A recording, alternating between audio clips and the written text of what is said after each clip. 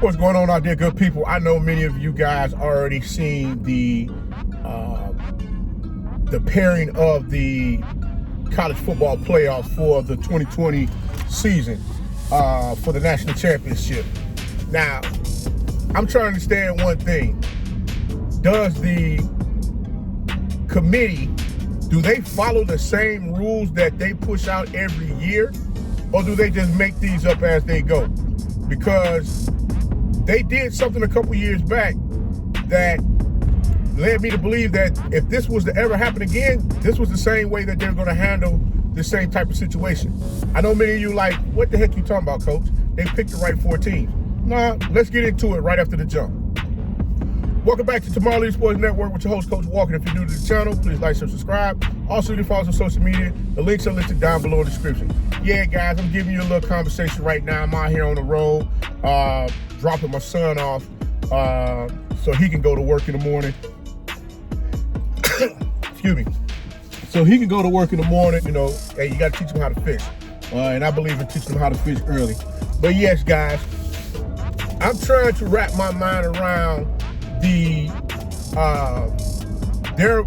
Alabama's going to play Notre Dame, and we're going to have the rematch of Clemson and Ohio State.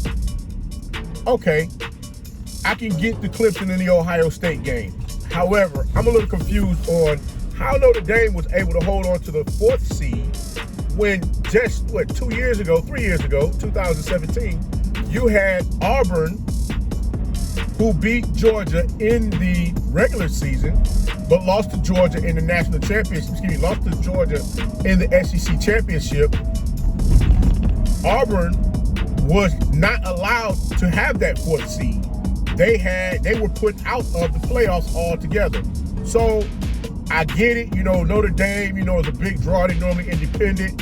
I guess you guys are trying to do the best you can with keeping them, wanting them to play in the ACC, and figure that, maybe that would be a way to keep them there, in that conference come next season if things don't change back to some type of normality.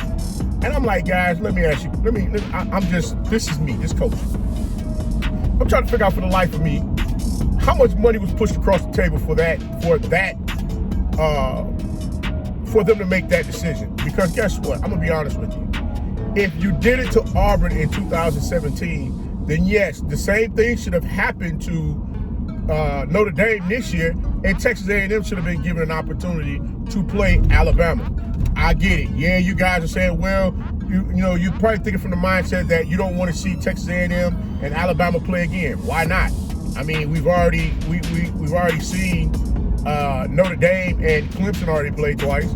I mean, why not see if Texas A&M can knock Alabama off with higher stakes on the table? I mean, guys, I'm kind of leaning towards this playoff committee business.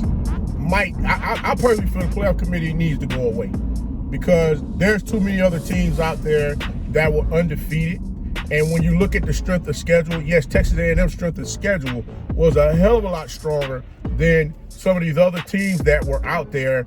Some of those other teams that are playing for the national championship. Now, I mean, if we really want to get, if we really want to draw straws, we could draw straws from the standpoint of saying, hey, Ohio State only had 6 games this season. Yeah, they won the Big Ten championship, but they had a rough time with Indiana and Indiana and Northwestern.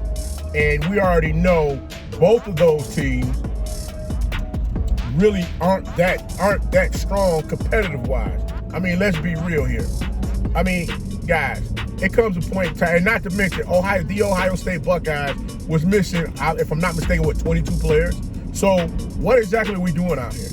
I mean, somebody has to come up with a reasoning to where all of these colleges and universities are afforded the opportunity to play for a national championship. I mean, I get it. Parity is everything.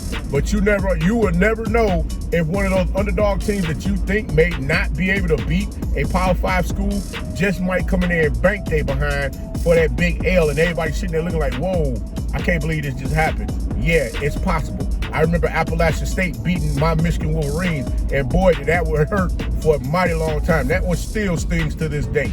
But guys, all I'm saying to you is let's get better parity. Let's make this a little more fair for all the colleges and universities to have an opportunity to play, and not this is just about the Power 5 schools. Like I said, at the end of the day, I personally feel Notre Dame should have been sat down, and Texas A&M should have had an opportunity to play. Or better yet, one of those other colleges or universities should have been given the opportunity to play, especially with them having an undefeated season this year.